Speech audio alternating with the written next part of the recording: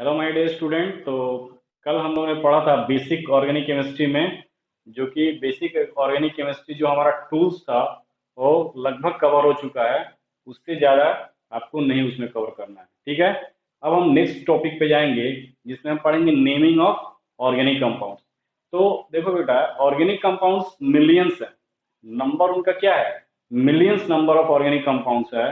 तो उनका एक एक नाम को हम याद नहीं कर सकते इंडिविजुअल।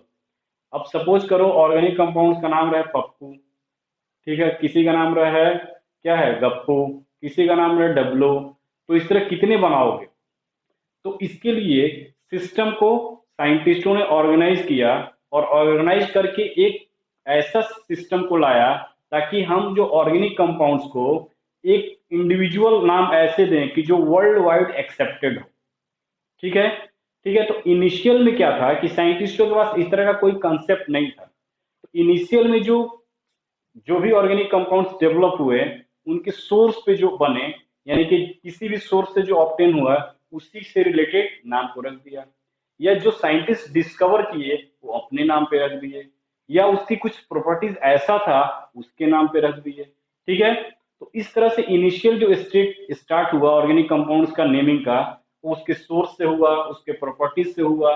तो अगर उसको ध्यान में रख के अगर हम आगे बढ़ते चले जाते, तो एक टाइम ऐसा आया जब हमारे पास क्या है, मिलियंस ऑफ ऑर्गेनिक कंपाउंड्स है।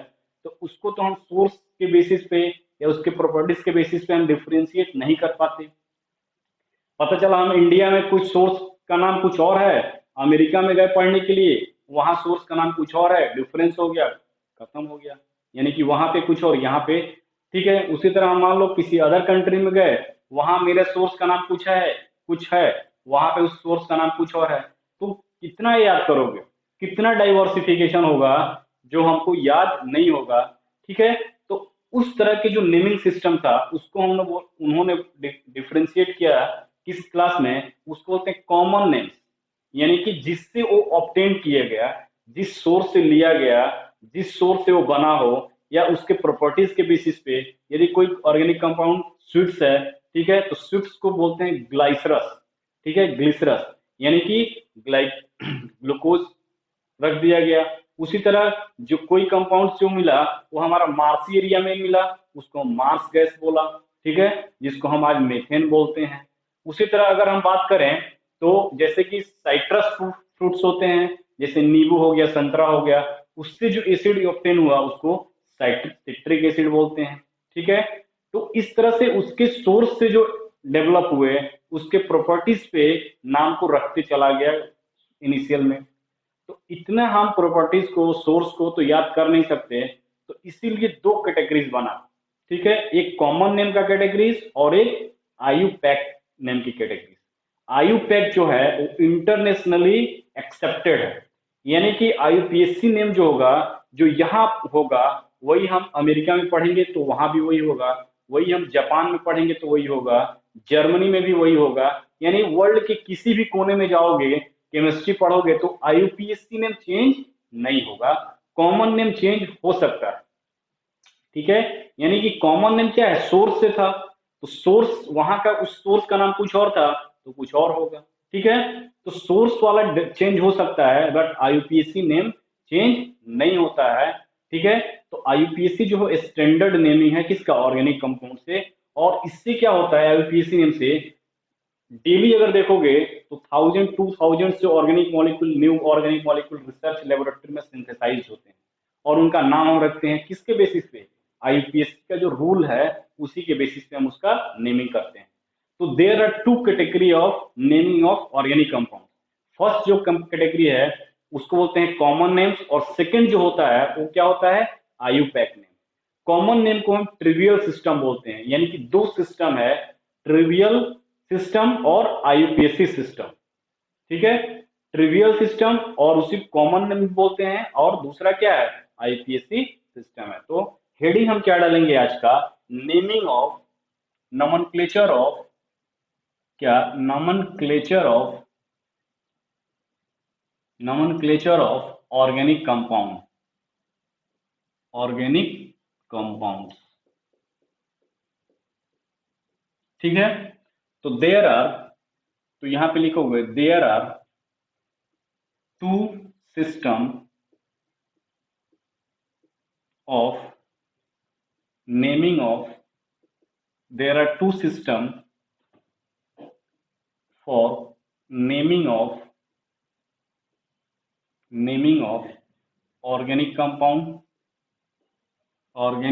कंपाउंड्स।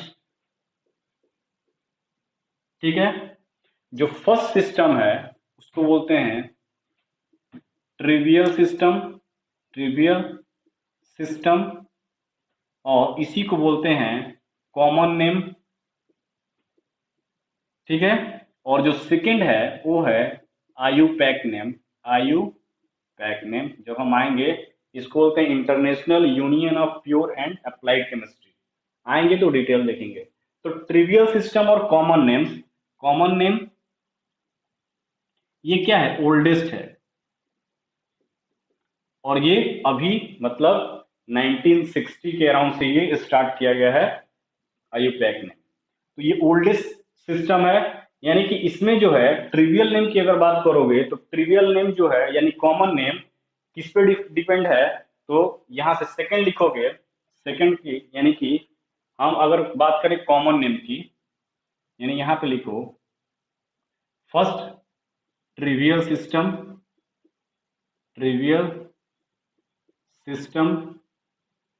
और इसी को बोलते हैं क्या, कॉमन नेम।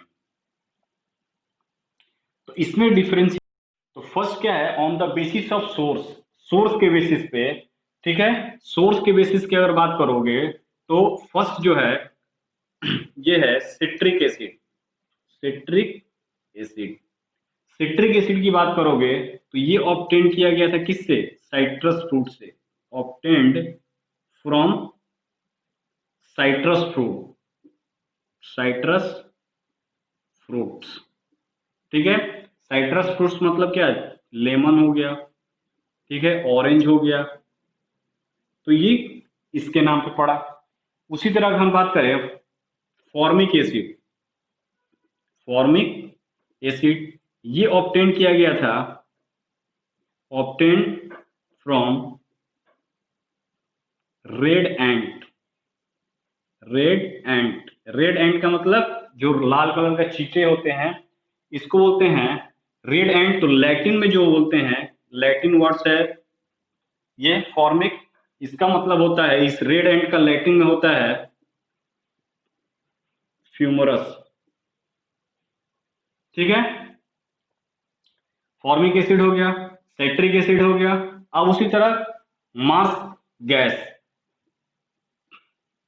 जैसे मीथेन है, ठीक है, मीथेन है, तो मीथेन जो हो प्राप्त हुआ था वो, इसको मार्स गैस भी बोलते हैं, MARSH, मार्स गैस। क्यों, क्योंकि ऑब्टेन होता है कहां से, ऑब्टेन हुआ था, obtain from Marcy places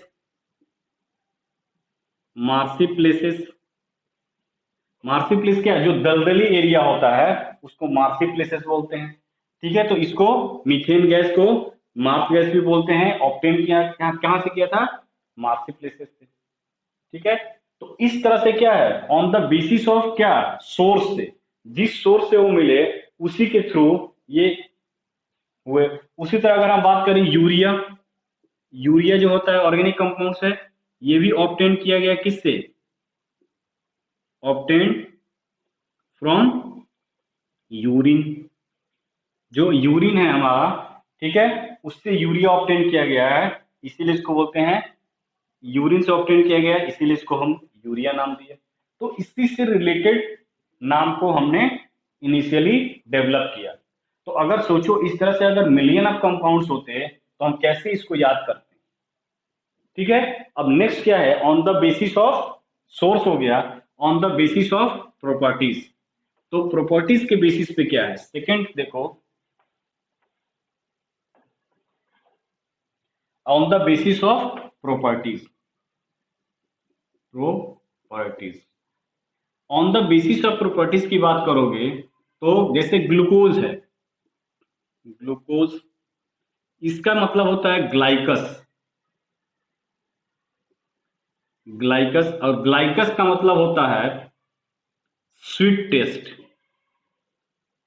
sweet taste.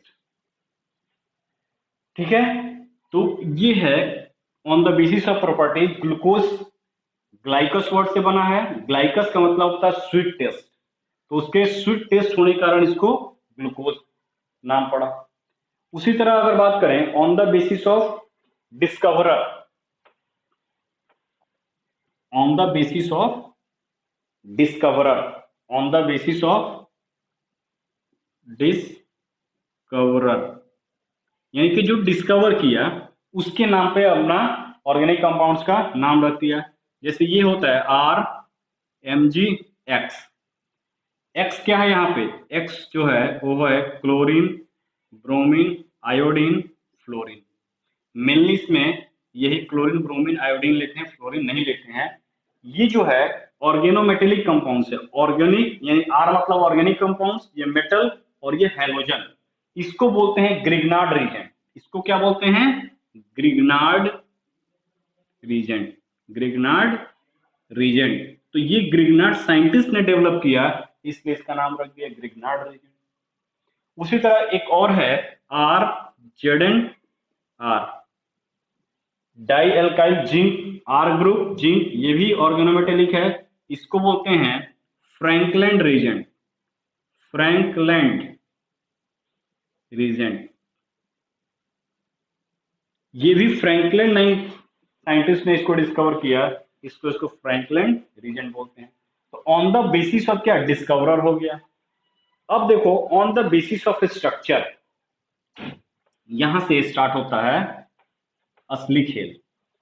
तो ट्रिवियल नेमिंग में on the basis of structure,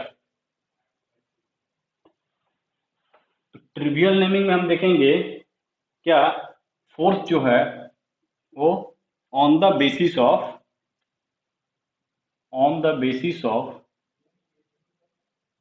on the basis of structure.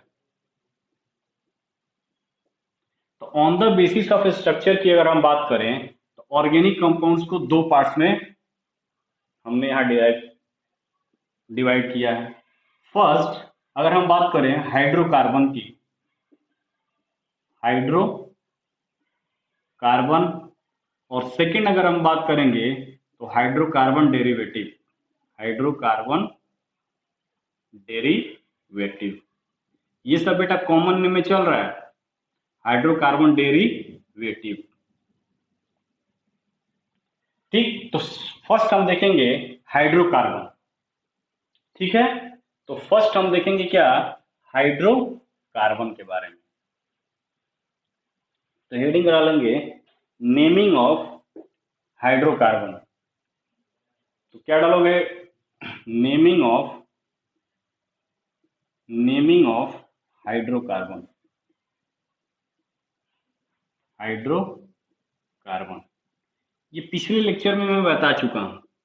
ठीक है, यदि 1 कार्बन होता है तो उसको क्या बोलते हैं बेटा, मेथ बोलते हैं, ये याद रखो। यदि 2 कार्बन है तो इसको इथ बोलते हैं, यदि 3 कार्बन है तो उसको प्रोप बोलते हैं, यदि 4 कार्बन है तो उसको हम क्या बोलते हैं, ब्यूट बोलते हैं, और यदि 5 कार्बन है तो उसको क्या बोलते हैं, पेंट बोलते हैं, यदि 6 कार्बन है तो इसको क्या बोलते हैं, बताओ जल्दी। 6 कार्बन है तो उसको हेक्स बोलते हैं, 7 कार्बन है तो उसको हेप्ट बोलते हैं, 8 कार्बन है तो उसको ऑक्ट बोलते हैं, 9 कार्बन है तो उसको नॉन बोलते हैं। उसी तरह अगर 10 कार्बन है तो उसको डेक बोलते हैं, 11 कार्बन है तो उसको अनडेक बोलते हैं, और यदि 12 कार्बन है तो उसको डूडेक बोलते हैं। ठीक है, तो ये नेमिंग ऑफ हाइड्रोकार्बन में ये आपको याद होना ही चाहिए कि 1 carbon meth, eth, prop, but, pent, hex, hept, oct, non, dec, undec, dodec, dodec, dodec. ये आप अगर रात में सोने टाइम जा रहे हो तो जैसे क्या इनिशियल में हम लोग ABCD याद करते थे, या हम लोग टेबल याद करते थे 1 2 का, 3 का 4 का, उसी तरह यहाँ भी आप याद कर सकते हो, कोई टफ नहीं है कि अगर एक कार्बन होगा तो मेथ बोलेंगे, 2 इथ बोलेंगे, 3 pro, but, pent, hex, hep, oct, non, dec, undec, two dec. इस तरह से आपको इजी वे में याद हो जाएगा। और ये इनिशियल टफ लग रहा होगा, बट धीरे धीरे आप इसमें कोप अप करते जाओगे, पढ़ते जाओगे, आगे बढ़ते जाओगे, तो चीजें क्लियर होता जाएगा। ठीक है, अब देखो ये हो गया नेमिंग ऑफ हाइड्रोकार्बन में। अगर कार्बन चेन एक का हो, 2 का हो, 3 तो ऐसे लिखते हैं। ठीक है, अब हम हेडिंग डालेंगे नेमिंग ऑफ एल्केन। हाइड्रोकार्बन में क्या है, फर्स्ट एल्केन है। ठीक है, तो फर्स्ट एल्केन है, तो देखो यहां पे नेमिंग ऑफ एल्केन, तो क्या डालोगे, नेमिंग ऑफ एल्केन। ठीक, नेमिंग ऑफ एल्केन की अगर हम बात करें तो एक कार्बन है, ये है, मान लो ये एक कार्बन है। ठीक है, ये एक कार्बन है तो क्या लिखते हैं, बताओ, मेथेन। एक कार्बन है तो मेथ। ठीक, और एन क्या है, सफिक्स होता है, तो यहां पे एन, यानी कि हम इसको लिख सकते हैं क्या, एल प्लस एन। एल का मतलब होता है कि कितने कार्बन है, एल्केन ग्रुप, और एन का एन क्या है, एन क्या है, सफिक्स। ये क्या है, सफिक्स। सफिक्स का मतलब, जैसे मान लो सफिक्स किसको बोलेंगे, जिसके नाम के बाद का कुछ उससे इंडिकेशन के लिए जुड़ा हुआ। ठीक है, यानी कि अगर बात करो ये हल्दीराम भुजिया वाले, ठीक है, तो हल्दीराम भुजिया वाले, भुजिया क्या हुआ, सफिक्स हुआ। उसी तरह बीकानेर भुजिया वाले, तो भुजिया क्या हुआ, सफिक्स हुआ, तो नाम के बाद लगा हुआ है, इसलिए इसको बोलते हैं सफिक्स। ठीक है, तो ये हुआ। अब उसी तरह ये क्या हुआ, सफिक्स एन हुआ, और एन का मतलब कि इसमें कार्बन कार्बन के बीच क्या होगा, ओनली सिंगल बॉन्ड। ये मैं ऑलरेडी बता चुका हूं कैसे कॉमन में लोगे। अगर मान लो यहाँ पे 2 कार्बन है, ठीक है, 2 कार्बन का कंपाउंड है, ठीक है, 2 कार्बन का कंपाउंड है, तो इसको क्या बोलते हैं, 2 कार्बन को इथ, और सफिक्स क्या है, एन, तो यहां पे लिख देंगे इथ एन। एन सफिक्स का मतलब carbon carbon only single bond होगा मॉलिक्यूल में। उसी तरह अगर हम बात करें, ये एच सी एच, 3 कार्बन का अगर ले लो,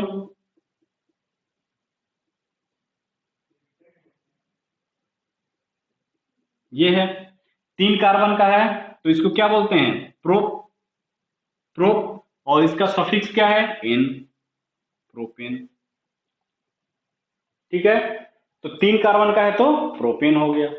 उसी तरह अगर हम बात करें 4 कार्बन का अगर ले लो, यानी कि 1 2 3 4, 4 कार्बन, ये कार्बन कितना, एक बॉन्ड बनाया है, यानी 3 हाइड्रोजन और अटैच कर दो, 4 बॉन्ड बनाता है। ये कार्बन 2 बॉन्ड बनाया है, 2 हाइड्रोजन और ऐड कर दो, 4 बॉन्ड बनाता है। ये भी 2 बनाया है, 2 हाइड्रोजन ऐड कर दो। ये एक बनाया है, 3 हाइड्रोजन ऐड कर दो। अब देखो ये क्या हुआ, ब्यूटेन, ब्यूट बोलते हैं, तो ब्यूटेन हुआ, ब्यूटेन। ठीक, अब देखो ये स्ट्रेट चेन है, स्ट्रेट चेन, तो इसको बोलते हैं नॉर्मल एल्केन, नॉर्मल ब्यूटेन। तो ये क्या हुआ, नॉर्मल ब्यूटेन हुआ, नॉर्मल ब्यूटेन हुआ। मैं बता चुका हूं स्ट्रेट चेन और ब्रांच चेन में, तो ये 4 कार्बन का है तो नॉर्मल। अब ये जो नॉर्मल हो गया वो क्या, ये होता है प्रीफिक्स, जो नाम के आगे लग गया। ठीक है, नाम के पहले लगा वो प्रीफिक्स, और उसके जो बाद लगा वो सफिक्स। ठीक है, अब जैसे ये देखो प्रीफिक्स हुआ, ये नॉर्मल चेन था, यानी स्ट्रेट चेन था, तो नॉर्मल ब्यूटेन। यहां तक हम प्रीफिक्स का यूज नहीं करते हैं, तो there is no use of prefix in carbon number 3। तो यहां पे लिख सकते हो there is no use of prefix at 3 carbon atom. 3 carbon atom तक हम normally ethane, methane, ethane, propane बोलते हैं। 4 कार्बन से हम क्या नॉर्मल ब्यूटेन यूज करेंगे यदि स्ट्रेट चेन हो। अगर उसी में देखो, अगर 4 कार्बन का ये बनाते हैं हम CH3 C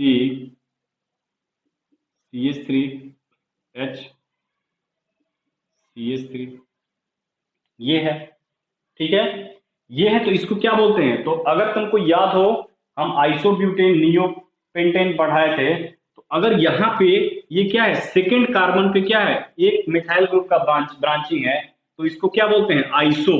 तो ये कितने कार्बन का है बेटा? 4 कार्बन का है। 4 कार्बन का है तो कहोगे क्या? ब्यूट होगा, ठीक। और कोई भी डबल बॉन्ड नहीं है यानी ब्यूटेन होगा। तो ये हो गया हमारा क्या? ब्यूटेन। ब्यूटेन है। अब ये देखो, ये ब्यूटेन की अगर बात करोगे तो ब्यूटेन 4 कार्बन को अब ब्यूटेन लिख दिया। अब देखो सेकेंड कार्बन पे है, ये 1 2 3 कार्बन का चेन है। सेकेंड कार्बन के एक मिथाइल ग्रुप को तो हम क्या लिखते थे? आइसो। तो यहाँ पे प्रीफिक्स क्या हो जाएगा? आइसो। तो इसको पूरा नाम दोगे क्या? आइसो ब्यूटेन, ठीक है। यानी कि अगर नॉर्मल चेन चल रहा है तो नॉर्मल ब्यूटेन, स्ट्रेट चेन। यदि इसमें ब्रांचिंग हो गया और यो ब्रांचिंग एक मिथाइल ग्रुप का सेकेंड कार्बन पे हुआ तो इसको हम बोल देंगे आइसो ब्यूटेन। उसी तरह अगर हम बात करें पेंटेन की, तो पेंटेन का अगर ले लो, यानी कि 5 कार्बन का कंपाउंड, पेंट माने 5, तो 5 कार्बन लिख दो, 1 2 3 4 5, ठीक है। तो 1 2 3 4 5। अगर यहाँ पे देखो तो यहाँ पे देखोगे तो कार्बन कितना, एक बॉन्ड बनाया हुआ है, एक बॉन्ड, यहाँ 3 बॉन्ड और बनाएगा तब इसका वैलेंसी पूरा होगा। यहाँ पर भी क्या होगा? 2 बॉन्ड बनाएगा तो वैलेंसी कंप्लीट होगा। यहाँ पे 2 बॉन्ड बनाएगा, वैलेंसी कंप्लीट होगा। सिमिलर यहाँ पे भी, और लास्ट में एक बॉन्ड बनाया तो 3 बॉन्ड बनाएगा तो वैलेंसी कंप्लीट होगा। तो ये कितने कार्बन का है बेटा? 5 कार्बन का। तो 5 कार्बन को यानी हम लिखते हैं क्या? पेंट, एन, पेंटेन, ठीक है। एन मतलब सफिक्स, यानी कार्बन कार्बन के बीच सिंगल बॉन्ड्स है। ये मैं बार बार रिपीट करूं ताकि आपके मेमोरी में क्या हो जाए, परमानेंट मेमोरी में चला जाए। पेंट, एन, एन मतलब अनसेचुरेटेड यानी सेचुरेटेड सिंगल सिंगल बॉन्ड, और नॉर्मल है यानी स्ट्रेट चेन है तो इसको बोलेंगे एन पेंटेन। तो कार्बन नंबर 4 से यदि स्ट्रेट चेन हो तो एन प्रीफिक्स यूज करते हैं। ये क्या हुआ? प्रीफिक्स हो गया एन पेंटेन। अब देखो इसमें अगर हम इस पर ये ऐसे लिखते हैं CH3 ये CH, यहाँ पे H कितना 1 2 3 4 और ये 5, ये हुआ 5 कार्बन है, 1 2 3 4 5, 5 कार्बन है तो क्या लिखेंगे? पेंटेन। 5 कार्बन है तो पेंटेन, और सेकेंड कार्बन पे क्या है? एक मिथाइल ग्रुप, तो उसको क्या लिखते हैं? आइसो। तो यहाँ पे प्रीफिक्स जो होगा वो क्या हो जाएगा? आइसो पेंटेन, ठीक है। प्रीफिक्स क्या हो गया यहाँ पे? Iso pentane. तो 5 कार्बन है तो अगर नॉर्मल चेन में है तो नॉर्मल पेंटेन। यदि 5 कार्बन का है और यदि 4 स्ट्रेट चेन में है और एक मिथाइल का ब्रांचिंग है तो इसको बोलते हैं आइसो पेंटेन। यानी सेकंड पोजीशन पे एक मिथाइल ग्रुप का ब्रांचिंग हो गया तो उसको बोलते हैं आइसो।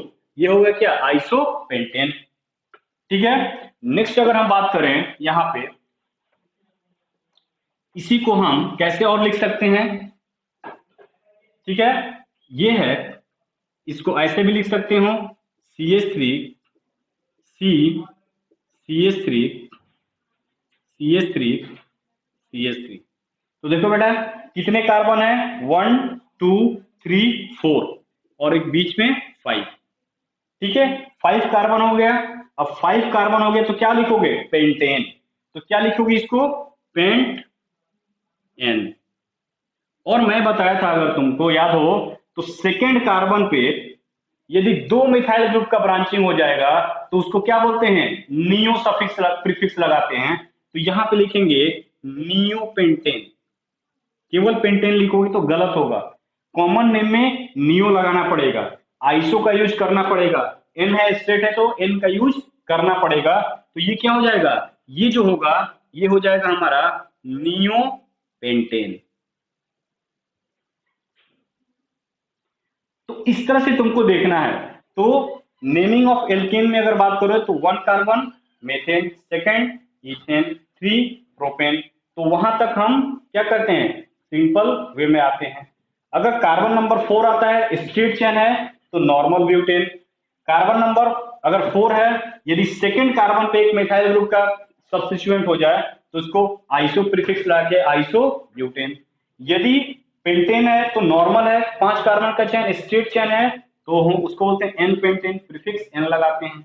उसी तरह अगर सेकेंड कार्बन पे एक मिथाइल ग्रुप का क्या करे सब्स्टिट्यूएंट लगा दे तो उसको आइसो पेंटेन, आइसो ग्रुप हो गया। उसी तरह अगर क्या सेकेंड कार्बन पे 2 मिथाइल ग्रुप का सब्स्टिट्यूएंट लगा दें तो उसको नियो पेंटेन बोलते हैं। तो ये था इसका क्या कॉमन नेम, किसके, हाइड्रोकार्बन में एल्केन का। अब हम देखेंगे naming of alkene. Naming of alkene,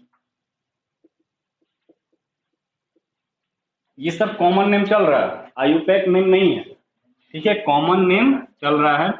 अब देखो नेमिंग ऑफ एल्कीन। एल्कीन को ओलिफिन भी बोलते हैं, एल्कीन को और क्या बोल सकते हैं, इसको ओलिफिन बोलते हैं, ओलिफिन,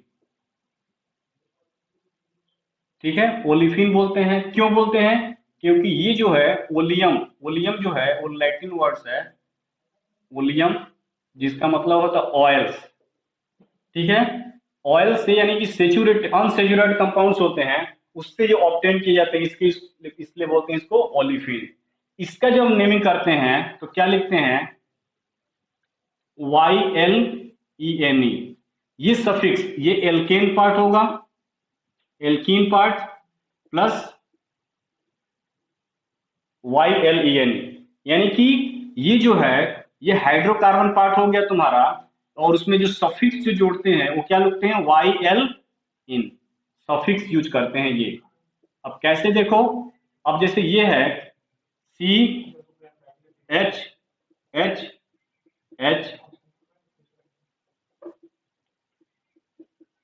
ये है 2 कार्बन है, तो 2 कार्बन को हम क्या बोलते हैं, इथ, इथ, और सफिक्स हम जोड़ देंगे आइलिन, इथाइलिन। उसी तरह अगर हम बात करें 3 कार्बन का, तो 3 कार्बन का बना दो 1 2 3। इन का मतलब क्या हुआ, इन का मतलब हुआ कि कार्बन कार्बन के बीच क्या होगा, एक डबल बॉन्ड होगा ही होगा, ठीक। तो ये हो गया 2 कार्बन इथाइलिन। अगर 3 कार्बन है तो एक डबल बॉन्ड लगा दो। अब ये कार्बन कितना बॉन्ड बना लिया, 2, 2 इसका वैकेंसी है यानी कि 2 हाइड्रोजन से फुलफिल कर दो। ये कार्बन देखो 3 बॉन्ड बनाया है, यानी कि एक हाइड्रोजन लगा दो 4 बॉन्ड हो गया। इस कार्बन से एक बॉन्ड बना है, 3 बॉन्ड ऐड हाइड्रोजन जोड़ दो 4 बॉन्ड हो गया। यानी कि ये जो है 3 कार्बन का एल्कीन है, और 3 कार्बन क्या बोलते हैं, प्रोप, प्रोप बोल दिए 3 कार्बन। अब उसमें जोड़ दो क्या, आइलिन, यानी कि ये हो जाएगा प्रोपाइलिन, ठीक है। उसी तरह अगर हम बात करें किसका, ब्यूटीन का, अगर 4 कार्बन का है,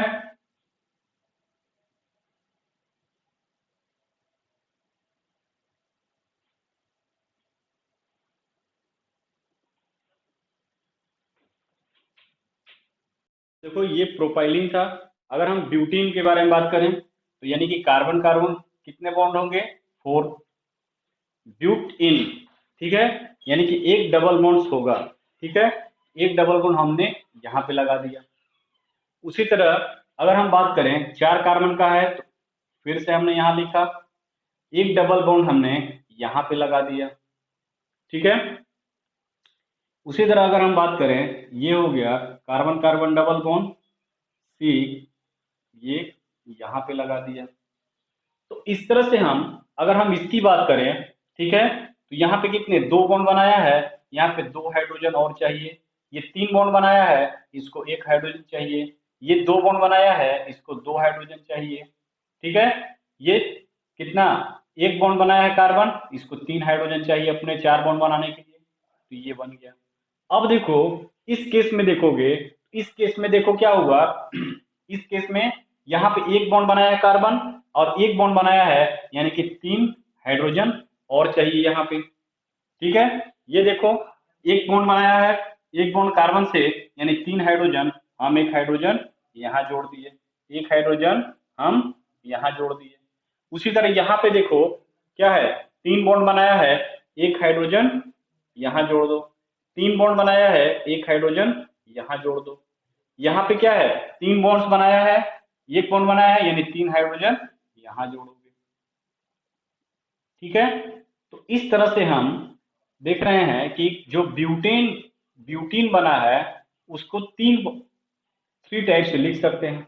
अब तीनों में डिफ्रेंशिएट कैसे करेंगे, यहाँ पे भी देखो 2 बॉन्ड बनाया है, 2 हाइड्रोजन और जोड़ दो। यहाँ पे 4 बॉन्ड बनाया, कोई मतलब नहीं हाइड्रोजन जोड़ने का, यहाँ पे देखो। ठीक, तो चारों केस में क्या है, तीनों केस में 4 कार्बन है, यानी 4 कार्बन है तो हम लिखेंगे क्या, ब्यूट। और एक डबल बॉन्ड है तो हम क्या लिखेंगे, इन। यहां पर भी लिखेंगे ब्यूट, 4 कार्बन है और इन लगाएंगे कि एक डबल बॉन्ड है। यहां पर भी 4 कार्बन है और एक डबल बॉन्ड यानी इन लगाएंगे। तो ये हो गया। अब हम कह रहे हैं कि इसको कैसे कॉमन नेम से डिफ्रेंशिएट करोगे, चारों क्या है, 4 कार्बन का है, बट पाई बॉन्ड्स अलग अलग है। तो देखो इस कार्बन पे, फर्स्ट कार्बन पे है ये पाई बॉन्ड, तो इसको बोलते हैं अल्फा ब्यूटीन, अल्फा कार्बन। ये देखो ये फर्स्ट सेकंड, इधर से भी जाओगे तो फर्स्ट सेकंड, सेकंड कार्बन पे डबल बॉन्ड है, तो कॉमन नेम में इसको लिखते हैं बीटा ब्यूटीन। ठीक है, अब देखो यहाँ पे फर्स्ट सेकंड और ये थर्ड, यानी सेकंड कार्बन पे एक मिथाइल ग्रुप का क्या हुआ है, ब्रांचिंग हुआ है, तो इसको क्या लिखते हैं प्रीफिक्स में, आइसो, यानी कि ये क्या हो जाएगा, आइसो ब्यूटीन। तो ये ब्यूटीन तो तीनों हैं, बट कॉमन नेम से हम कैसे डिफरेंशिएट करेंगे, तो फर्स्ट कार्बन पे अगर डबल बॉन्ड है उसको अल्फा ब्यूटीन, सेकंड कार्बन पे आएगा बीटा ब्यूटीन, और यदि ब्रांचिंग हो गया सेकंड कार्बन पर एक मिथाइल ग्रुप का तो उसको आइसो ब्यूटीन। तो इस तरह से हम एल्कीन का नेमिंग कॉमन नेम में करते हैं। ठीक है, अगर हम बात करें नेमिंग ऑफ एल्काइन, तो नेमिंग ऑफ एल्काइन को देखो, एल्काइन में मेनली एक ही है जो आपके लिए इंपॉर्टेंट है, वो एसिटाइलिन होता है। ठीक है, तो naming of alkyne, alkyne, alkyne का मतलब आइन सफिक्स आ गया, आइन का मतलब क्या हो गया, कार्बन कार्बन एक ट्रिपल बॉन्ड होगा। ठीक है, तो इसमें ज्यादा नहीं है, इसमें एक ही है हमारा क्या, ये कंपाउंड, इसको बोलते हैं एसिटाइलिन, जिसको कॉमन नेम क्या हुआ, एसिटाइलिन। ठीक है, तो ये है। अब देखो अगर हम बात करें common name of aromatic compounds, तो common name of aromatic compound, aromatic compounds,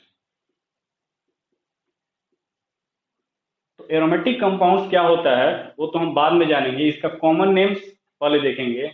ये देखो, ये धीरे धीरे आप जब पढ़े हुए आगे बढ़ोगे ना, तो धीरे धीरे चीजें क्लियर होती जाएंगी, तब आपको मजा आने लगेगा। इनिशियल में थोड़ा डिफिकल्ट होता है, किसी भी चीज का स्टार्ट करना थोड़ा प्रॉब्लम क्रिएट करता है, लेकिन जैसे जैसे टाइम स्पेंड करोगे तुम उसमें कॉप अप होते जाओगे, तुम्हारा कंसेप्ट बनते जाएगा और उसमें मजा आने लगेगा। तो ये जो है एरोमेटिक कंपाउंड्स की अगर कॉमन नेम बात करें, इसको बोलते हैं बेंजीन। ठीक है, और ये इसी बेंजीन पे अगर क्या लग गया, एक मेथाइल ग्रुप लग गया, ठीक है, अगर इसी बेंजीन पे एक मेथाइल ग्रुप लग गया तो इसको बोलते हैं टोलुइन। ठीक है, अगर इसी बेंजीन पे अगर एक एल्कीन ग्रुप लग गया यानी इथीन ग्रुप लग गया, ये देखो ये CH डबल बॉन्ड CH2, तो इसको बोलते हैं एस्टाइरीन। ठीक, अगर इसी पे बेंजीन पे 3 मेथाइल ग्रुप लग गए इस पोजीशन पे, देखो ये CH3, ये CH3 और ये CH3, तो तो इसको बोलते हैं मेसिटाइलिन, मेसिटाइलिन। ठीक है। अगर दो बेंजीन रिंग एक दूसरे से फ्यूज हो गए, यानी एक दूसरे से जुड़ गए, तो दो बेंजीन रिंग एक दूसरे से जुड़ गए तो इसको बोलते हैं नेप्थलीन। अगर तीन बेंजीन रिंग एक दूसरे से जुड़ गए, यानी कि बेंजीन रिंग का तीन एक दूसरे से कनेक्टिंग हो गया, तीन रिंग जुड़ गए, तो इसको बोलते हैं एंथ्रासीन। क्या बोलेंगे? एंथ्रासीन। तो ये लीनियर वे में कनेक्ट हुए हैं। अगर ये एंगल पे कनेक्ट होते हैं तो देखो कैसे, तीन ही रिंग होगा बट ये एंगल पे कनेक्ट होंगे। कैसे? इस मैनर में, ये ये इसको बोलते हैं फिनेंथ्रेसीन।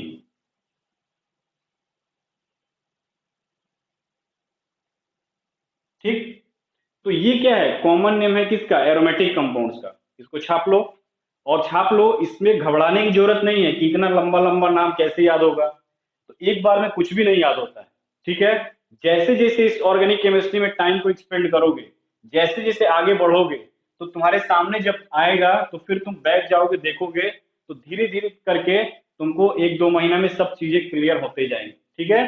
तो टाइम एक्सपेंड करोगे किसी के भी साथ, तुम तो समझदार हो ही हो, किसी के भी साथ अगर टाइम स्पेंड करोगे तो उसके बारे में क्या होगा? जानकारी ज्यादा होगा। तो यहाँ भी वही है, इस किसी भी सब्जेक्ट के साथ अगर टाइम स्पेंड कर रहे हो, अगर उस पर टाइम दे रहे हो, अगर पढ़ोगे ही नहीं तो कुछ आएगा नहीं। अगर उस पर टाइम दे रहे हो तो एक टाइम होगा कि तुमको लगेगा कि नहीं आ रहा है, बट टाइम जैसे जैसे बीतेगा तुमको चीजें धीरे धीरे करके मेमोराइज होते जाएंगी। ठीक है। तो इस पर टाइम देना पड़ेगा आपको, आपको इस पर टाइम स्पेंड करना पड़ेगा, तभी आएगा। ये आपके लिए एक नया टॉपिक है। ठीक है। तो ये है हमारा कॉमन नेम ऑफ किसका? हाइड्रोकार्बन का। यानी हमने देखा एल्केन, एल्कीन, एल्काइन और एरोमेटिक कंपाउंड। अब हम कॉमन नेम देखेंगे किसका? हाइड्रोकार्बन के डेरिवेटिव्स का। तो कॉमन नेम देखो, common names of hydrocarbon derivatives.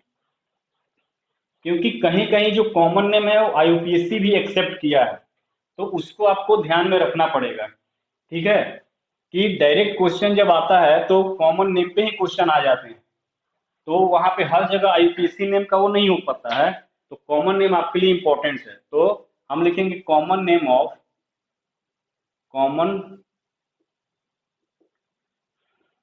Of naming of hydrocarbon, hydrocarbon derivative. Hydrocarbon के जो डेरिवेटिव हैं उसका कॉमन नेम कैसे करते हैं? तो मैं बता चुका हूं कि हाइड्रोकार्बन डेरिवेटिव यानी ये आर और एक्स है। आर को क्या बोलते हैं? Alkyl group. एल्काइल ग्रुप ये सब कुछ मैं बता चुका हूं। एक्स क्या हो जाएगा हमारा यहाँ पे? Functional group. ठीक है। ये ऑलरेडी पूरा डिटेल कर चुका हूं। तो एल्काइल ग्रुप कब बनता है? तो एल्केन से ध्यान से सुनो, एल्केन से एक हाइड्रोजन को रिमूव कर दो, और उस हाइड्रोजन से रिमूव करोगे तो जो ग्रुप बनेगा उसी को बोलते हैं एल्काइल ग्रुप। यानी एल्केन, इसका नेमिंग कैसे करते हैं? जैसे एल केन है, ठीक है, इस एन को रिमूव करना है, यानी कि इस एन को रिमूव करते हैं और आइल को जोड़ देते हैं सफिक्स में, तो ये हो जाता है एल काइल। जैसे है, देखो सिंपल क्या है, यदि हम बात करें तो वन कार्बन है तो इसको क्या बोलते हैं? मेथेन। वन कार्बन है तो इसको मेथेन बोलते हैं। ठीक है। वन कार्बन तो मीथेन। अब इससे हमने क्या किया? एक हाइड्रोजन को रिप्लेस कर दिया, एक हाइड्रोजन को निकाल दिया, तो कुछ इस टाइप से बना। अब देखो एक हाइड्रोजन को रिप्लेस किया तो कार्बन की जो एक वैलेंसी वो क्या है? बचा हुआ है, यानी कि ये किसी एक से बाइंड कर सकता है अपनी टेट्रा वैलेंसी को कंप्लीट करने के लिए। तो इस मेथेन से एक हाइड्रोजन को रिमूव कर दिए तो ये बन गया एल्काइल ग्रुप। ठीक है, एल्काइल।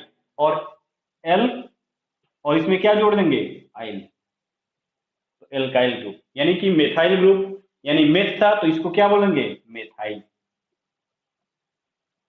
इसको ऐसे लिखा रहता है CH3 ये, यानी कि एक जो ग्रुप है, एक जो इसकी वैलेंसी है वो वैकेंट है, ये किसी से बाइंड कर सकता है यानी अपनी टेट्रा वैलेंसी को, तो ये मिथाइल हो गया।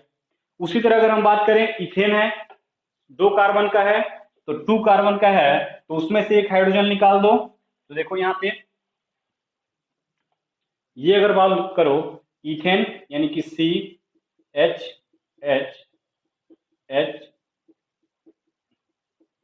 ये है, एक का हाइड्रोजन यहां से रिमूव कर दो तो ये क्या है, इथेन है। ठीक है, इथेन से क्या हो जाएगा, इथाइल,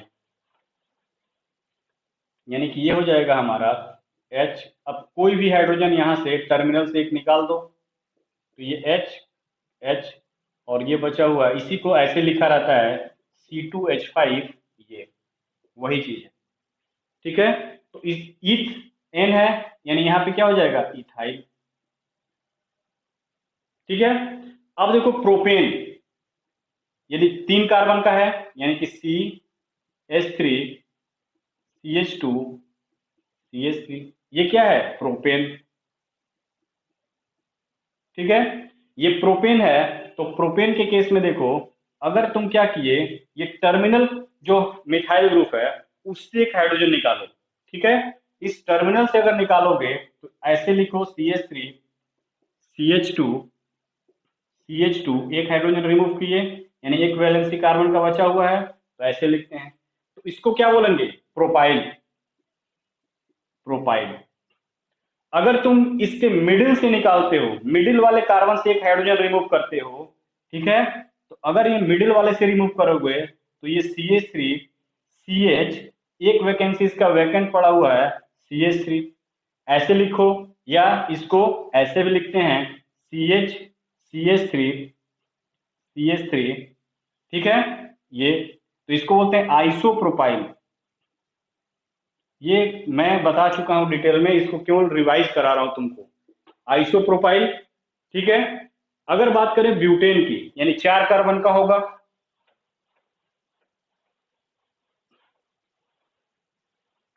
तो 4 कार्बन का होगा तो क्या होगा, 4 कार्बन का, ये 1 2 3 4, यानी कि यहाँ पे 3 हाइड्रोजन, यहाँ पे 2, यहाँ पे 2, यहाँ पे 2, यहाँ 3 हाइड्रोजन। ठीक है, यानी कि अगर हम बात करें 4 कार्बन का है तो इसमें क्या बन सकता है, यदि तुम टर्मिनल निकालते हो, ठीक है, टर्मिनल वाला एक हाइड्रोजन निकाल दो, यानी कि ये CH3 CH2 CH2 CH2, एक वैलेंसी खाली हो गया, यानी इसको बोलते हैं क्या, ब्यूटाइल। ठीक है, ब्यूटाइल बोलते हैं, नॉर्मल ब्यूटाइल बोलेंगे इसको, क्या बोलेंगे, अब यहाँ पे देखो 4 कार्बन आ गया, इसको N प्रीफिक्स लगा देंगे तो नॉर्मल ब्यूटाइल। सेकंड अगर हम बात करें, अगर इसके सेकंड वाले पोजीशन से कार्बन से, यानी सेकेंडरी कार्बन है ये, यहां से एक हाइड्रोजन रिमूव कर दो, ठीक, यहां से एक हाइड्रोजन रिमूव कर दो, यानी कि CH3 CH2 CH, ये CH3, ये हो गया सेकेंड कार्बन से, और सेकेंड कार्बन क्या था, सेकेंडरी था, तो इसको बोलते हैं सेकेंडरी ब्यूटाइल, इसको लिखते हैं SEC, सेकेंडरी ब्यूटाइल। ठीक, नेक्स्ट इसी में देखो,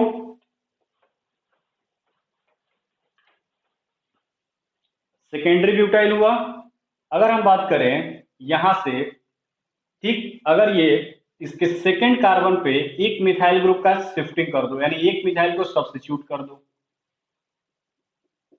तो ये क्या होता है, आइसो, और इस आइसो ग्रुप का एक हाइड्रोजन यानी कि टर्मिनल हाइड्रोजन हटा दो। ठीक, ये हुआ हमारा iso group, CH3 C CH3 CH और ये CH3। ठीक है, इस आइसोब्यूटेन का टर्मिनल वाला हाइड्रोजन हटाओ, इस मिथाइल का प्राइमरी जो मिथाइल है उसका एक हाइड्रोजन रिमूव करो, यानी यहां से हम अगर रिमूव करते हैं तो कुछ इस टाइप से बनेगा, ये CH3 CH3 H और ये CH2, ये वैलेंसी खाली है, तो इसको क्या बोलोगे? Iso iso butyl. ठीक है, ये क्या है? आइसोब्यूटेन है। ठीक, अगर हम बात करें, अगर इसी को नियो फॉर्म में लिखो तो CH3। अब ध्यान दो, एक मिनट यहाँ और देखो, ये क्या हुआ? आइसो ब्यूटाइल हुआ। अगर इसी हाइड्रोजन को, अगर ये जो है हाइड्रोजन, ये कितने कार्बन से अटैच है? 3rd डिग्री कार्बन से। ठीक है, 3rd डिग्री कार्बन वाला इस हाइड्रोजन को अगर रिमूव कर रहे हो, यानी कुछ इस तरह से स्ट्रक्चर बनेगा, CH3 ये बना, ये CH3, इसको क्या बोलेंगे? Tertiary butyl, TER, tertiary butyl. ठीक है, तो इस तरह से हम क्या करते हैं? इसका नेमिंग करते हैं। कौन सा? Common naming. यानी 4 कार्बन है, स्ट्रेट चेन में जाएगा, स्ट्रेट चेन से निकालोगे नॉर्मल ब्यूटाइल। अगर उसके सेकेंडरी कार्बन से निकालोगे तो सेकेंडरी ब्यूटाइल। अगर उसके आइसोब्यूटेन फॉर्म से निकालोगे, ये आइसोब्यूटेन को नहीं छेड़कर उसके टर्मिनल वाले कार्बन से, तो आइसोब्यूटाइल। और यदि टर्सरी वाले से निकाल दिए तो टर्सरी ब्यूटाइल। तो ये कॉमन नेमिंग में यूज करते हैं इस तरह से। अब देखो, अगर हम पेंटेन की बात करें, ठीक है, यानी हम अगर पेंटेन की बात करते हैं, यानी कि पेंटेन मतलब 5 कार्बन। 5 कार्बन का हमने कंपाउंड लिख दिया। इसकी चारों पांचों वैलेंसी देखो, कार्बन की चारों वैलेंसी कंप्लीट कर दो। ठीक है, तो ये हुआ। अब देखो यहाँ पे, इस पे अगर बात करोगे तो यदि टर्मिनल वाले से निकालोगे तो क्या बन जाएगा? Normal pentyl. ठीक है, तो जैसे ब्यूटाइल का बन रहा था, उसी तरह क्या होगा? नॉर्मल पेंटाइल हो गया। ठीक, आइसो पेंटाइल होगा, नियो पेंटाइल हो जाएगा। तो ये देखो, अगर हम बात करें, CH3, CH2, CH2, CH2 और ये CH2, ये है। अगर हम बात करें तो क्या हो जाएगा? Normal pentyl. ठीक है, उसी तरह अगर हम इसको ले लें, इस फॉर्म में ले, ये नॉर्मल पेंटेन था, तो एक निकाला तो नॉर्मल पेंटाइल।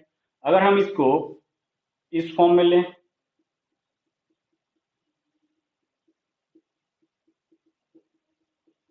ये, तो ये क्या है? आइसो ग्रुप है। एक सेकंड, लास्ट सेकंड कार्बन किया, एक मिथाइल ग्रुप, तो आइसो पेंटेन है ये। Iso pentane. आइसो पेंटेन का एक टर्मिनल वाला हाइड्रोजन अगर रिप्लेस करते हो, यानी कि CH3, ये CH3H, CH2, ये CH2, तो ये क्या हो जाएगा? आइसोपेंटाइल।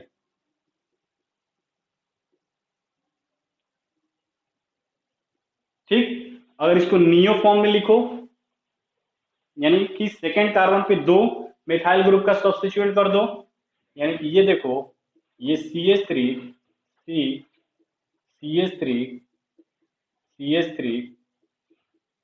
ये हो जाएगा CH2, CH3, ये हमारा क्या है? Neo group. अगर यहां से टर्मिनल वाले से एक हाइड्रोजन रिमूव कर रहे हो, ये वाला, तो ये नियो ग्रुप कंटेक्ट इंटेक्ट में है, यानी कि CH3, ये CH2 और ये CH2, एक वैलेंसी खाली हो गया एक हाइड्रोजन से, तो इसको बोलते हैं नियो पेंटाइल। ठीक है, नियो पेंटाइल। तो नॉर्मल, आइसो, नियो, ये क्या है? प्रीफिक्स हैं। ये यूज किए जाते हैं कॉमन नेम में। ठीक है, ये IUPAC में यूज नहीं किए जाते हैं। तो कुछ इस टाइप से अगर दिया है neo pentyl, n pentyl, isopentyl, तो ये क्या है? हाइड्रोकार्बन के डेरिवेटिव हैं और उनका कॉमन नेम है। उसी तरह अगर हम बात करें एल्कीन का, एल्कीन में हाइड्रोकार्बन के अगर डेरिवेटिव हो, ठीक है, जैसे ये देखो, अगर हम एल्कीन की बात करें तो सपोज करो ये क्या है? CH2 double bond CH2। ठीक है, इसको क्या बोलते हैं? इथाइलिन। इथाइलिन बोले थे। अगर यहां से H एक रिमूव कर रहे हो, यहां से एक तो CH2 CH, ये इस ग्रुप को बोलते हैं विनाइल। और यदि प्रोपाइलिन है यानी कि CH2, ये है तुम्हारा CH2 डबल बॉन्ड CH3, तो यहां से अगर हाइड्रोजन रिमूव करते हो तो ये क्या हो जाता है, ये बनेगा CH3 यानी CH2 डबल बॉन्ड CH, और ये हो जाएगा क्या CH2। इसको बोलते हैं एलाइल ग्रुप। तो ये विनाइल ग्रुप है। ये बेटा याद रखना, सब कुछ तुमको बार बार रिपीट होगा। तो ये एलाइल ग्रुप बोलते हैं, कॉपी पे इसको बनाते चलो। एलाइल ग्रुप, विनाइल ग्रुप, ये डायरेक्ट तुम पे इस पे क्वेश्चन बन के आते हैं, ठीक है। तो ये तो था क्या, एल्केन के हाइड्रोकार्बन के डेरिवेटिव का, ठीक है, और एल्कीन के हाइड्रोकार्बन का डेरिवेटिव का एलाइल ग्रुप, इसको विनाइल ग्रुप बोलते हैं, ठीक है। अब देखेंगे किसका, एरोमेटिक में, एरोमेटिक सिस्टम की अगर हम बात करेंगे, ठीक है, तो एरोमेटिक सिस्टम की अगर हम बात करें तो वहां पे हम देखेंगे क्या कि अगर ये है, ये अगर ग्रुप जुड़ा हुआ है, ठीक है, ये है टोलुइन जो हमने बताया कॉमन नेम में, ठीक, ये है टोलुइन। अगर इस टोलुइन के, अब देखो यहाँ पे हाइड्रोजन पड़ा हुआ है, यहाँ पे हाइड्रोजन है, ये हाइड्रोजन है, ये हाइड्रोजन है, और ये हाइड्रोजन। उसी तरह अगर हम बात करें यहाँ पे अगर बेंजीन की, ये क्या है बेंजीन, तो बेंजीन पे भी क्या है, सब हाइड्रोजन अटैच्ड, 6 हाइड्रोजन अटैच्ड है। तो यहां से एक हाइड्रोजन अगर हम रिप्लेस करते हैं, ठीक है, तो एक वैलेंसी बचेगा, खाली होगा, यानी कि इसको ऐसे लिखते हैं, ठीक, तो इसको बोलते हैं फिनाइल। इसका मतलब क्या हुआ कि ये जो है वैलेंसी हमारा बचा हुआ है, वो बॉन्ड फॉर्मेशन में, अब इससे क्या होगा, एक बॉन्ड यहां से वो बना सकता है, तो इसको बोलते हैं फिनाइल। क्या बोलते हैं बेटा, ये है, ये एक कार्बन बॉन्ड बना सकता है, इसको बोलते हैं फिनाइल ग्रुप। अब उसी तरह देखो ये टोलुइन है, इस टोलुइन का अगर इस हाइड्रोजन को, इस मेथाइल हाइड्रोजन को हम रिप्लेस करते हैं, जैसे देखो ये हुआ, ये हुआ, ये CH2 एक वैलेंसी, एक हाइड्रोजन हमने यहां से हटा दिया, तो इसको, इस ग्रुप को बोलते हैं बेंजाइल। बेंजीन था, बेंजीन यानी टोलुइन, इसको बोलेंगे हम बेंजाइल। आइल लगा दिए, एक हाइड्रोजन एल्काइल ग्रुप में कन्वर्ट कर दिए, ठीक है। अगर इसके इस पोजीशन से हटा दिए, अब देखो होता क्या है कि जिस कार्बन पे, देखो बेटा, जिस कार्बन के बेंजीन पे, जिस कार्बन पे पहला जो सब्स्टिट्यूएंट जुड़ा रहता है ना, उस कार्बन को बोलते हैं इप्सो कार्बन। इप्सो कार्बन यानी इप्सो सब्स्टिट्यूशन, ये ध्यान देना। और इप्सो के जस्ट बगल वाला कार्बन, ये कार्बन है और ये कार्बन, इन दोनों कार्बन को हम बोलते हैं ऑर्थो कार्बन। क्या बोलते हैं, ऑर्थो। इप्सो के जो सेकंड वाला कार्बन होता है, ये और ये दोनों कार्बन क्या इक्विवेलेंट है, इसको बोलते हैं हम मेटा कार्बन। और इप्सो का जस्ट अपोजिट वाला कार्बन होता है, इसको बोलते हैं हम पैरा कार्बन। तो इप्सो कार्बन जिस पर पहला सब्स्टिट्यूएंट जुड़ा हुआ है, ऑर्थो कार्बन जस्ट उसके बगल वाले या इधर, ये दोनों ऑर्थो कार्बन है, ये भी दोनों क्या है मेटा कार्बन, और उसके जस्ट अपोजिट सामने वाला हो तो पैरा कार्बन। तो उसी तरह अगर हम बात करें तो यहाँ पे अगर इस कार्बन को अगर हम हटाते हैं, इस हाइड्रोजन को हम रिप्लेस करते हैं, जैसे ये देखो, ये CH3 हुआ, एक बार इसको, तो इसको बेंजाइल बोले, ठीक है। ये देखो, अगर हम इसको हटा दें, यानी कि ये वैकेंसी खाली है बॉन्ड फॉर्मेशन के लिए, तो इसको बोलते हैं ऑर्थो टोलुइन। यानी यहां पे कुछ जुड़ सकता है, यहां पे कोई ग्रुप आकर अटैच हो सकता है इस वाले हाइड्रोजन को रिप्लेस किए, ठीक है। अगर हम क्या करें, ये देखो, ये है, और ये है, ये CH3 है, ठीक। और इस CH3 का इस वाले हाइड्रोजन को हमने रिप्लेस कर दिया। इस वाले हाइड्रोजन को हम अगर रिप्लेस करेंगे तो ये वैकेंसी, तो इसको बोलते हैं मेटाटोलुइन। और यदि इस वाले ग्रुप को रिप्लेस करते हैं हाइड्रोजन को, तो यहां पे वैकेंसी क्रिएट होगा CH3, ठीक। यहां पे वैकेंसी क्रिएट होगा, ठीक। तो इसको बोलेंगे हम पैराटोलुइन।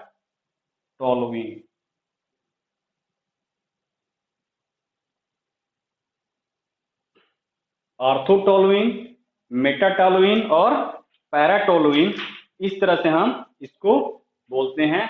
इसको ओ टोलुइन बोल सकते हो, एम टोलुइन और पी टोलुइन। तो इस तरह से हम कॉमन नेम में यूज करते हैं किसका, बेंजीन का। फिनाइल फॉर्म में हो जाएगा एल्काइल ग्रुप इसका, और इसमें देखो बेंजाइल हो जाएगा अगर इस वाले से ये होगा। तो इस तरह से हम इसका क्या करते हैं, नेमिंग करते हैं। उसी तरह अगर हम बात करें क्या, हेलोजन डेरिवेटिव का, यानी कि कॉमन नेम में हेलोजन डेरिवेटिव को कैसे लिखते हैं, ठीक है। तो कॉमन नेम में हेलोजन डेरिवेटिव को कैसे लिखते हैं, उसको हम नेक्स्ट लेक्चर में डिटेल में स्टडी करेंगे। उसमें क्या है, हेलोजन है, एल्कोहल है, फिर तुम्हारा क्या होगा, तुम्हारा जितने कार्बोक्सिलिक एसिड है, एमाइड्स हैं, तो उसको हम वन बाय वन, क्योंकि जो कॉमन नेम है वो कहीं कहीं IUPAC में भी इंक्लूड किया हुआ है। तो कॉमन नाम आपको जानना बहुत ही इंपॉर्टेंट है, ठीक है। आपके लिए बहुत जरूरी है इस कॉमन नेम के बारे में जानकारी रखना, इसीलिए मैं इतना डिटेल में लेके जा रहा हूं। और आपको क्या करना है, घबराना नहीं है। ये एक बार कोई पिलाकर नहीं देता है। जैसे जैसे मैं बोल रहा हूँ टाइम जाएगा, जैसे जैसे तुम देखोगे लेक्चर को, जैसे जैसे तुम नोट्स बना के एक बार रिवाइज करोगे, पढ़ोगे, चीजें धीरे धीरे धीरे करके क्लियर होंगी। एक बार कोई क्या है, कोई वो नहीं है कि घोर कर पिला दिया गया आपको पूरा बनने लगा, नहीं। इसमें तो बहुत सारा कंफ्यूजन होगा आपको, बट क्या, अनफॉर्चुनेटली हम लोग एक दूसरे से कांटेक्ट में नहीं हो पा रहे हैं, ठीक है। तो जब हम कांटेक्ट में आएंगे तो आपका जो नोट्स होगा वो आपके लिए क्या होगा, वही आपको डिफाइन करेगा कि आपने क्या पढ़ा। तो आप अपने नोट्स से जितने भी नोट्स बना रहे हो, जहां भी डाउट हो रहा है उसको रेड पेन से या किसी भी कलर के पेन से उसको मार्क करो कि हमको ये नहीं आया समझ में। जैसे ही रीओपन होता है इंस्टीट्यूट, वैसे ही तुम कांटेक्ट करो रिस्पेक्टिव टीचर से। मैं अपने लिए नहीं बोल रहा हूँ, किसी भी टीचर का अगर नहीं समझ में आ रहा है तो उस पर्टिकुलर टीचर से संपर्क करो, डाउट को क्लियर करो। विदाउट डाउट क्लियर आगे नहीं बढ़ना चाहिए। पता चला आगे रोड बन रहा है, पीछे से गड्ढा खुदे जा रहा है, तो क्या फायदा बनाने से, तुम ही गिरोगे उस गड्ढे में। तो आगे से घोड़े की तरह दौड़ रहे हैं और पीछे से गधे की तरह भूलते जा रहे हैं, तो ऐसे नहीं होता है। एकदम क्लियर कंसेप्ट बनाते जाइए, क्योंकि आपके लिए फर्स्ट एक्सपीरियंस, ठीक है, और first time is last time होना चाहिए, ठीक है। तो फर्स्ट टाइम को लास्ट टाइम बनाइए, यानी कि मेरा कहने का मतलब कि अपने स्टडी को उस लेवल तक ले जाइए, ठीक है, उस लेवल तक ले जाइए ताकि आप स्टेट बोर्ड को भी इजिली कर सके। और जो कंपटीशन की अगर आपके मन में जिज्ञासा है, जैसे किसके लिए, जेई के लिए, तुम्हारा नीट के लिए, उसको भी आप कंप्लीट कर सको। ऐसी पढ़ाई होना चाहिए और मेरा मोटो यही होता है, ठीक है। ताकि आपका स्टेट बोर्ड में अगर आप कंपटीशन की तैयारी कर रहे हो, कंपटीशन के पॉइंट्स ऑफ व्यू से स्टडी कर रहे हो, तो क्या होगा, स्टेट बोर्ड तो इजीली हो जाएगा। क्योंकि स्टेट बोर्ड का जो लेवल है ना, कंपटीशन से बहुत ही नीचे है, बहुत ही नीचे है, उसमें कोई कंपेयर ही नहीं करना। तो ऑब्जेक्टिव क्वेश्चन को सॉल्व करने की प्रैक्टिस करिए। ऑब्जेक्टिव क्वेश्चन सॉल्व करने का मतलब ये हुआ कि आपको क्वेश्चन भी दिया रहता है, आंसर भी दिया रहता है, फ्री आप वहां पे क्या हो सकते हैं, पता चला पीछे से कट गया आपका, यानी नंबर कट गया। क्यों, क्योंकि वहां चाहिए होता है पूरा कंसेप्ट। कंसेप्ट नहीं है तो ऑब्जेक्टिव क्वेश्चन क्या है, लॉलीपॉप है। लॉलीपॉप इन द सेंस कि तुमको चारों ऑप्शन, अरे ये होगा, ये होगा, ये होगा। अब क्या करोगे, टॉस उछालोगे दिमाग में, चलो ये टिक कर देते हैं, कंसेप्ट नहीं लगाओगे, ये टिक कर देते हैं। तो इस तरह से सिलेक्शन नहीं होते हैं। सिलेक्शन के लिए प्रॉपर आपको 2 इयर्स कंटिन्यू मिनिमम 6 आवर यहाँ से इंस्टीट्यूट के अलावा 6 आवर कम से कम आपको स्टडी करना पड़ेगा, तब जाकर आपका कंसेप्ट बनेगा। तो इसको हम यहीं आज क्लोज करेंगे। आप इसको जितने भी पढ़ाया हूं उसको नोट डाउन करिए, एक बार रिवाइज करिए, जो नहीं समझ में आ रहा है उसको रेड पेन से मार्क करिए, फिर जब क्लास खुलेगा हम उस पर डिस्कस करेंगे, कंसेप्ट को क्लियर करेंगे। तो पढ़ते रहिए और आगे बढ़ते रहिए। ओके।